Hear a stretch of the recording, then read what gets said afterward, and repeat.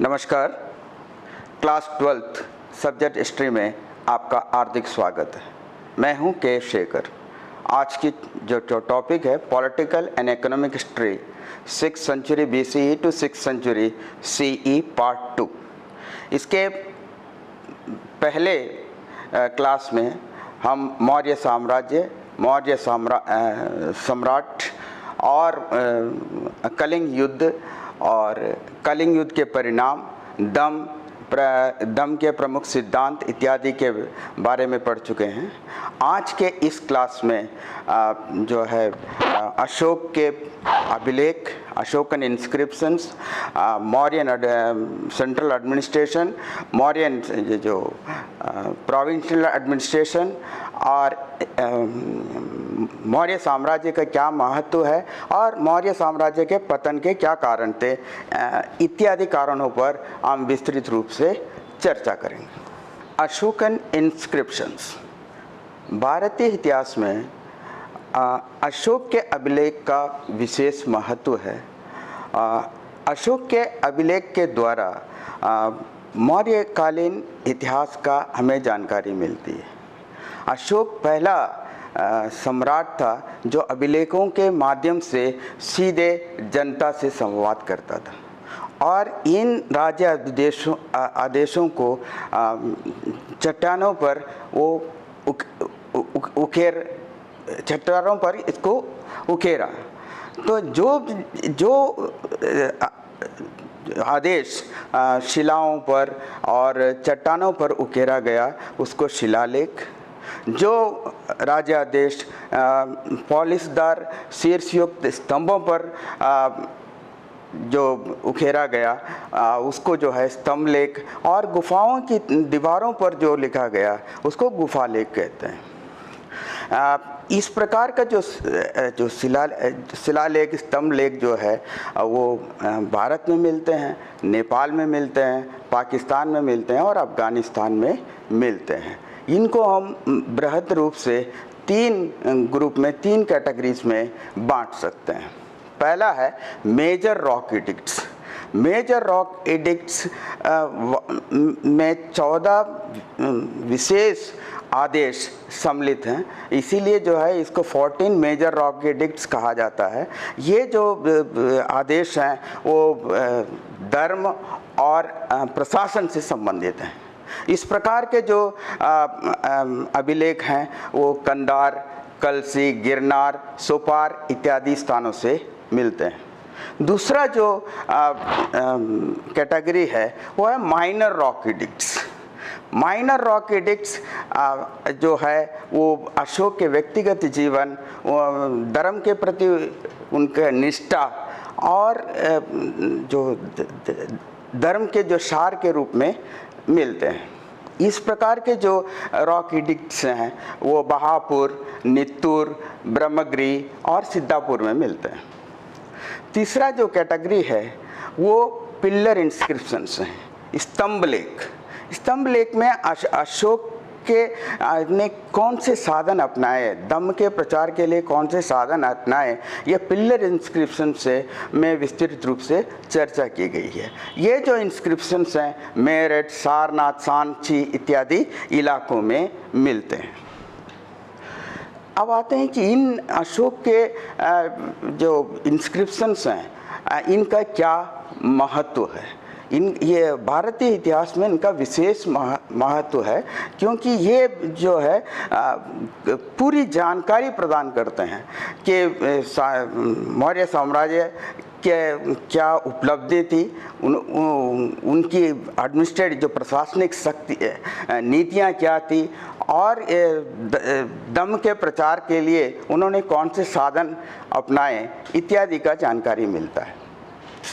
इसके अतिरिक्त नंबर 2 इसका विशेषता क्या है कि अशोक के साम्राज्य का विस्तार कहाँ से कहाँ तक है, इसकी जानकारी भी हमें इन अभिलेखों से मिलती है।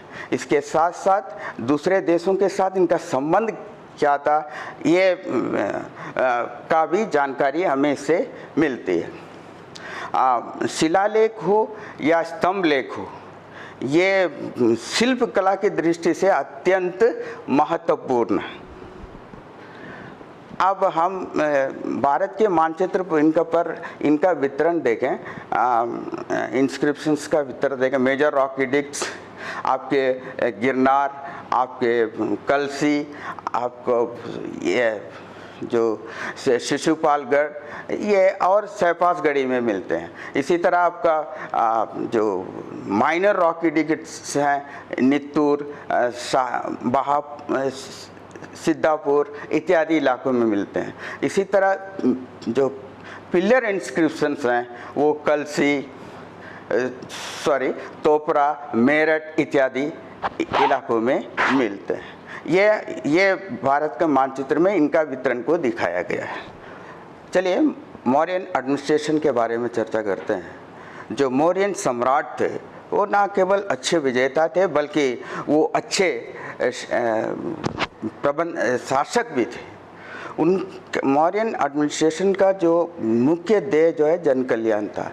ये हमें जो है अर्थशास्त्र और मेगस्थनीज के स्रोतों से प्राप्त होती है। अर्थशास्त्र में कहा गया है कि लोगों के कल्याण की कार्यों को लागू करना, उनके जान माल की सुरक्षा करना, बाह्य और आंतरिक आक्रमणों से उनकी रक्षा करना, न्याय करना और उन जन कल्याण के कार्यों को लागू करना राजा के प्रमुख कर्तव्य है। इस प्रकार हम देखते हैं कि आधुनिक राज्य के जितने भी कार्य हैं इसमें सम्मिलित किया गया है। मौर्य सम्राट जो है अत्यंत शक्तिशाली था और वह सभी शक्तियां उसके पास केंद्रित थी। मौर्य प्रशासन जो है केंद्रीकृत था और ये वंशानुगत था। हम देखते हैं कि चंद्रगुप्त मौर्य और बिंदुसार, अशोक, इस प्रकार ये वंशानुगत था। और सम्राट के पास सभी प्रकार की शक्तियाँ थी। वो न्यायिक शक्तियाँ भी उसी के पास थी, कार्यपालिका संबंधी शक्तियाँ भी और युद्ध विधायी शक्तियाँ भी थी। जो वो आदेश देता था वो नियम बन जाता था, कानून बन जाते थे और उससे लागू भी वही करता था। जो कानून का उल्लंघन करते थे उनको सजा देने का या उनको दंड देने का काम भी सम्राट ही करता था। सम्राट की मदद के लिए एक मंत्रियों का समूह होता था और ये समूह जो है इसमें प्रमुख रूप से आपके प्रधानमंत्री और पुरोहित का पद था। चंद्रगुप्त मौर्य के समय ये दोनों पद जो है वो चाणक्य के पास थी। इतना विशाल साम्राज्य को सही रूप से चलाने के लिए जो विभिन्न राजनीतिक इकाइयों में बांटा गया था। इसमें 5 प्रमुख राजनीतिक इकाइयाँ थी। पहला है प्राची। प्राची मतलब पूर्वी प्रांत, जिसके अंदर मगध और उसके आसपास के इलाके आते थे। इसमें इसका जो शासन जो है सम्राट के हाथ में होता था और इसका जो राजधानी थी पाटलिपुत्र थी। दूसरा थी उत्तर पद, पश्चिमोत्तर जो इलाके जिसके अंतर्गत आपका अफगानिस्तान, सिंध, पंजाब इत्यादि इलाके आते थे। इसका जो राजधानी था वो तक्षशिला था। और पश्चिमी जो प्रांत थे इसमें जो है मालवा और उसके आसपास के क्षेत्र आते थे और इसकी जो राजधानी थी वो उज्जैन थी। दक्षिणी प्रांत में जो है विंध्याचल से लेकर मैसूर तक जो इलाका था वो दक्षिणी प्रांत में आता था और इसकी जो राजधानी थी स्वर्णगिरी थी। ये 5वां जो प्रांत था वो कलिंग था। कलिंग की जैसे हम जानते हैं, पढ़ चुके हैं कि कलिंग को मौर्य साम्राज्य में मिलाने का काम सम्राट अशोक ने किया था। सम्राट अशोक ने 261 BC पर कलिंग को मौर्य साम्राज्य में सम्मिलित किया। इस जो 5वां जो प्रांत था वो कलिंग था। मानचित्र अशोक का साम्राज्य 250 BC में अशोक का साम्राज्य इसमें दर्शाया गया है। इसमें अशोक के साम्राज्य का विस्तार देखिए। अब अफगानिस्तान से लेकर यहाँ बंगाल तक और कश्मीर से लेके आधुनिक आपका कर्नाटक तक। इसके अलावा विभिन्न जो प्रांतों को देखिए, पूर्वी प्रांत और आपका पश्चिमोत्तर प्रांत और आपका पश्चिमी प्रांत और दक्षिणी प्रांत और कलिंग, इनका स्थिति आप देख सकते हैं। ये किसी भी प्रशासन को चलाने के लिए उसकी गुप्तचर व्यवस्था का विशेष महत्व है। मौर्य साम्राज्य में भी जो प्रशासन में, केंद्रीय प्रशासन में स्पाई सिस्टम का, जो गुप्तचर सिस्टम का विशेष महत्व था और ये बहुत मजबूत था। उन मौर्य साम्राज्य में दो गुप्तचर के दो रूप थे, एक है संस्था और एक संचार। संस्था जो गुप्तचर होते थे वो किसी संस्था से जुड़े होते थे और वेश बदल कर सूचनाएं एकत्रित करते थे, इन सूचनाओं को निर्दिष्ट स्थानों पर पहुंचाते थे। दूसरा जो है संचार जो गुप्तचर होते थे ये भिन्न भिन्न स्थानों पर घूम कर जो है सूचनाएं एकत्रित करते थे और इसे अपने सम्राट तक पहुंचाते थे। आप देखते हैं कि भारत का जो मौर्य साम्राज्य है, इतना विस्तृत साम्राज्य है। आपका अफगानिस्तान से लेकर आपका असम तक और कश्मीर तक, कश्मीर से लेकर आधुनिक जो कर्नाटक तक, हम यहाँ जिन क्षेत्रों में जो अभिलेख मिलते हैं उससे क्या होता है कि इस शासन में एक रूपता थी। कई सारे जो इतिहासकार हैं इस बात से सहमत नहीं है कि इतना विशाल क्षेत्र में शासन में एक रूपता कैसे हो सकती है। अब देखिए, जो शासन को सुचारू रूप से चलाने के लिए उन्होंने हवागमन के साधनों को विकसित करने के लिए भरपूर प्रयास किया। वो दोनों मार्गों का, जल मार्ग और स्थल मार्ग के विकास पर विशेष बल दिया। राजमार्गों का जाल बिछाया गया। इसके अतिरिक्त राज्य के अंदर जो व्यापारी व्यापार करते थे, एक स्थान से दूसरे स्थान पर जाते थे, उनको सुरक्षा प्रदान करना जो केंद्रीय प्रशासन का दायित्व था। इसके लिए उन्होंने जगह जगह जो विश्राम गृह बनाए और जहाँ पर ये व्यापारी रुक सके और अपनी जो है व्यापार को कर सके। चंद्रगुप्त मौर्य जो मौर्य साम्राज्य का प्रथम सम्राट था, उसने सेना के शक्ति पर विशेष महत्व दिया। वैसे सेना जो है युद्ध में और शांति के समय देश के अंदर, राज्य के अंदर शांति बनाए रखने में, सुरक्षा प्रदान करने में महत्वपूर्ण भूमिका निभाती है। चंद्रगुप्त मौर्य ने इस सैन्य शक्ति पर विशेष रूप से जो है वो रुचि दिखाई। हमें यूनानी स्रोतों से पता चलता है चंद्रगुप्त मौर्य के समय जो है 6 लाख जो है पैदल सेना थे और आपका घुड़सवार जो है 30,000 थे, 9,000 जो हाथी थे। तो ये विशाल सेना थी। ये सेना के देखरेख के लिए एक परिषद हुआ करती थी जिसमें 30 सदस्य थे। इस 30 सदस्यों में से 5-5 सदस्यों की एक समिति होती थी। जैसे आपका इन्फेंट्री के लिए अलग समिति, आपका कवलरी के लिए और हाथी के लिए अलग, आपका रथ के लिए अलग और नौसेना के अलग। इस प्रकार 5 समितियां कार्य करती थी। इसके बाद जो छठी समिति है, इन 5 अंगों के लिए हवागमन के साधन उपलब्ध कराना और भोजन उपलब्ध कराने का काम। अब देखिए, किसी भी राज्य को करने के लिए धन की आवश्यकता पड़ती है। धन महत्वपूर्ण स्रोत है। अर्थशास्त्र में बताया गया है, या चाणक्य ने कहा है कि कोई भी कार्य करने के लिए धन की आवश्यकता है। और चाणक्य ने कहा किसी भी राज्य की सुख समृद्धि उसके राज्य कोष में जितना धन है इस पर निर्भर करती है। अर्थशास्त्र में आगे बताया गया है कि राजा को इस बात का प्रयत्न करना चाहिए कि अपने राज्य कोष हमेशा भरा रहे। इसके लिए मौर्य सम्राटों ने जो है किसानों से, आपके व्यापारियों से और शिल्पकारों से धन कर वसूल करने का व्यवस्था की। मौर्य साम्राज्य का प्रमुख स्रोत जो है, आय का प्रमुख स्रोत जो है भूमि कर था। यह दो प्रकार से आती थी। वह भूमि जो राज्य के अधिकार में थी और दूसरा जो किसानों के अधिकार में थी। राज्य के जो अधिकार में जो भूमि थी उससे जो कर आती थी उसको सीता कहा जाता था, और जो किसानों के पास जो जमीन थी उनसे जो कर आता था उसको भाग कहा जाता था। कि जो आय जो किसानों की उपज का 1/4 से लेकर 1/6 तक जो है वो टैक्स के रूप में लिया जाता था। जो वस्तु तैयार वस्तुएं मार्केट मंडी में लाई जाती थी उन पर भी कर लगाया जाता था। जो करदाता कर देने में असमर्थ होता था तो उसे श्रम द्वारा इसकी पूर्ति करनी पड़ती थी।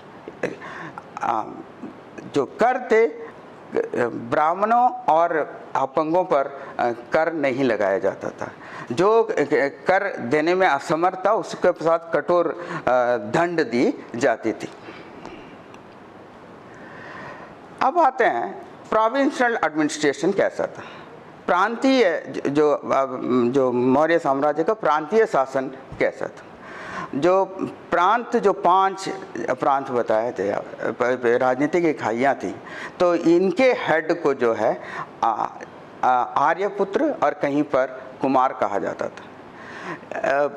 प्रांतों को फिर छोटे इकाइयों में बांटा गया था जो आहार या विषय कहलाते थे। जो जिसे हम आधुनिक समय में जो जिला कह सकते हैं। जिला का जो हेड होता था वो प्रादेशिक होता था। जो प्रांतीय शासन का सबसे निचला जो भाग था, निचला जो संस्था थी वो थी आपका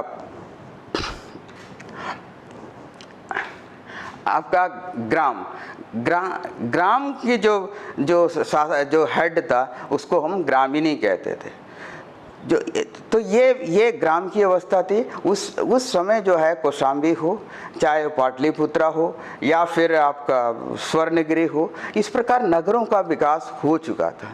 नगरों का शासन अलग तरीके से होता था। आपके ग्रीक स्रोतों से ये पता चलता है कि नगर की व्यवस्था का काम एक परिषद करती थी जिसका हेड जो है नागरिक कहलाता था, या नागरिक इसका हेड होता था। और ये 30 सदस्यों की एक परिषद हुआ करती थी जो उसमें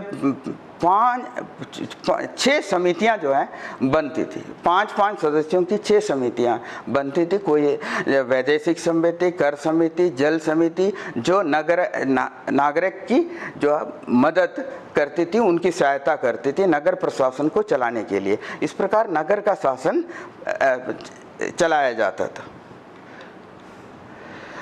अब हम देखते हैं कि अशोकन के जो अभिलेखों में मौर्य प्रशासन के कौन कौन से तत्व मिलते हैं।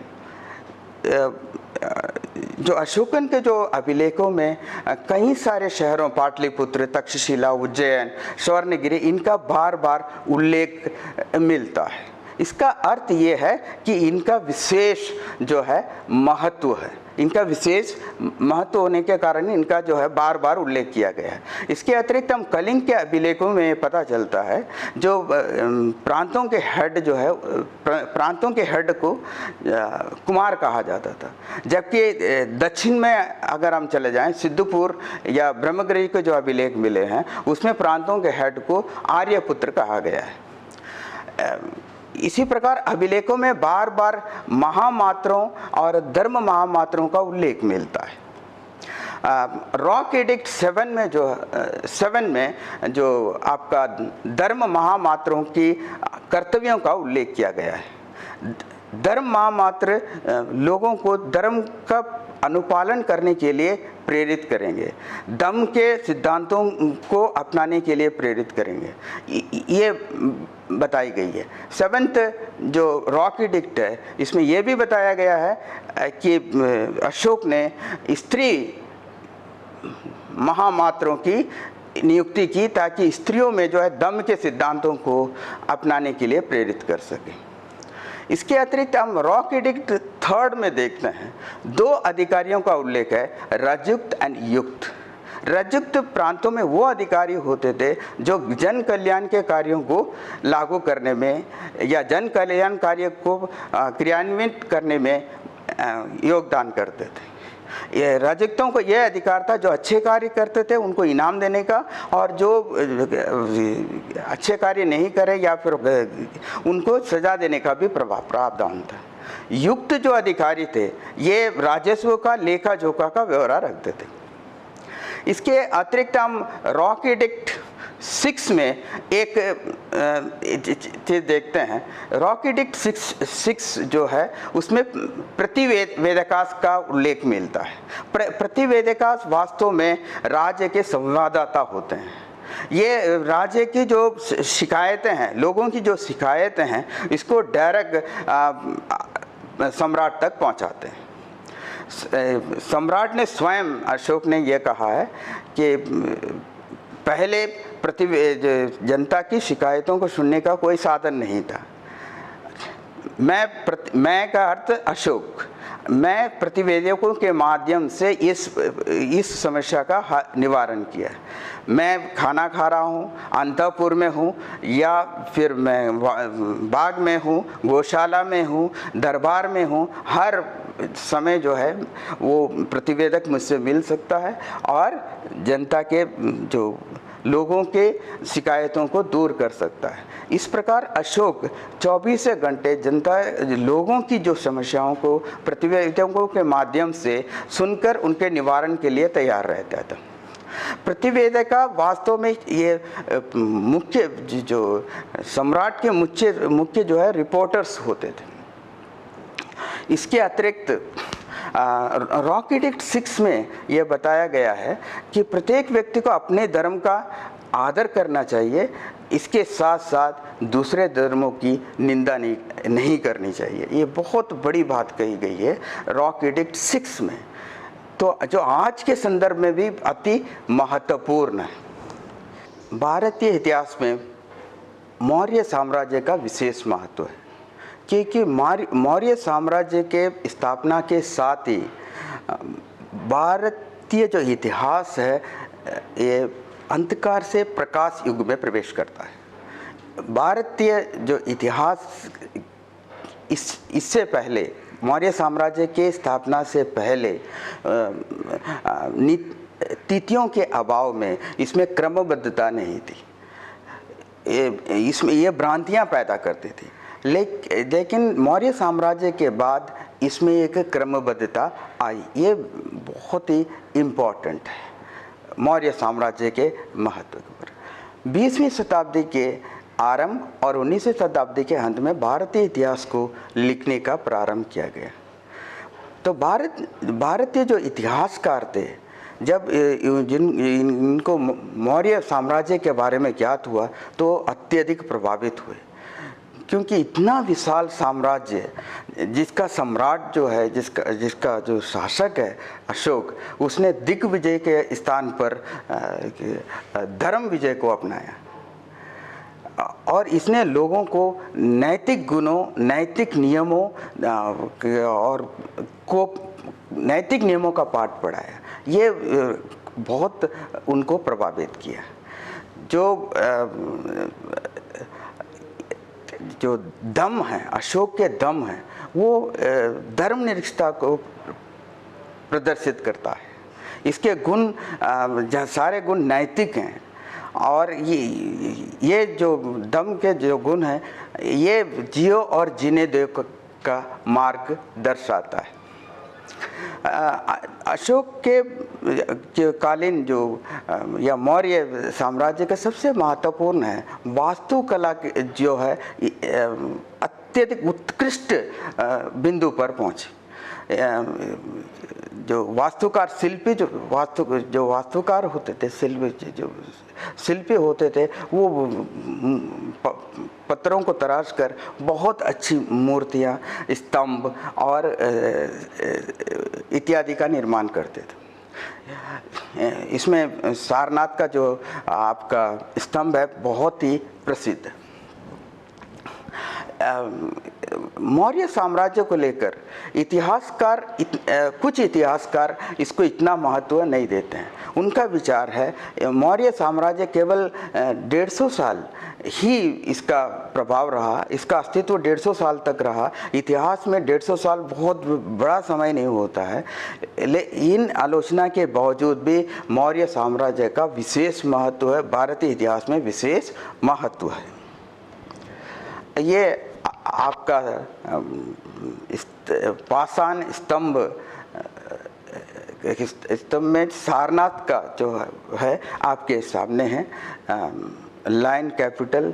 ये सारनाथ का स्तंभ है। इसमें 4 शेर जो है पीठ सटाए हुए बैठे हुए हैं। ये शीर्ष के नीचे एक गोलाकार चौकी है जिसमें जो है शेर, बैल और हाथी और शेर दौड़ते हुए दिखाए गए हैं। और इसमें जो है चक्र है जो धर्म चक्र प्रवर्तन का प्रतीक है। आज जो देश इस चिन्ह को राष्ट्रीय चिन्ह के रूप में स्वीकृत किया गया है। हमारे राष्ट्रीय ध्वज में भी इसको स्थान दिया गया है। इसके साथ साथ जो करेंसी नोटों पर को स्थान दिया गया है। अब हम देखते हैं कि मौर्य साम्राज्य के पतन के क्या कारण हैं। वैसे सभी मौर्य सम्राटों ने ब्राह्मणों को अत्यधिक महत्व देने की बात कही, लेकिन ब्राह्मणों की प्रतिक्रिया एक प्रमुख कारण थी।